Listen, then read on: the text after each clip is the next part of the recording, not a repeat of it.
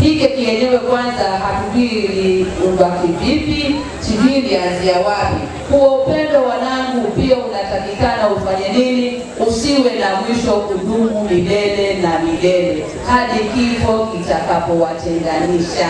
Bwana Yesu asifiwe. Amen. Haleluya.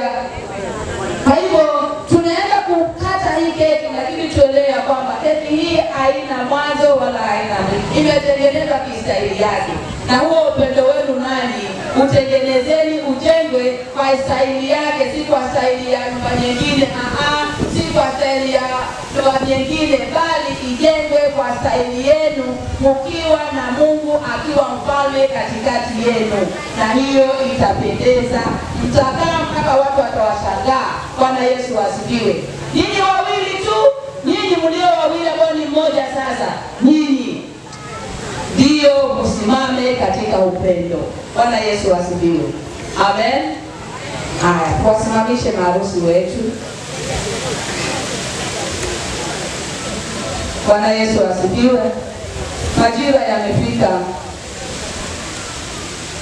tunataka kuikata hii keki, na tutaona hawa wawili waliopendana na waliounganishwa leo, ambaye ni mke na mume leo.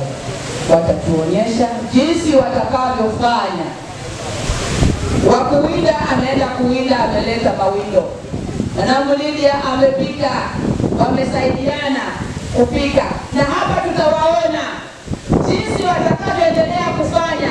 Hii ndio mtafanya hata mkiwa pale kwenye nyumbani. Unanisikia? Amen.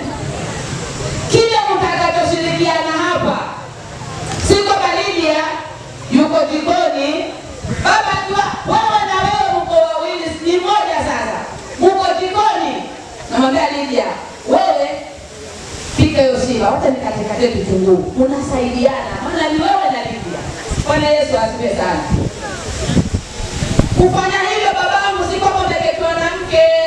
Maana watu wengi wakifanya hivyo wanasema umeketiwa na mke au umeketiwa na mke. Bwana Yesu asifiwe. Amen. Ni kusaidiana na kuonyeshana upendo wa kweli. Bwana Yesu asifiwe sana.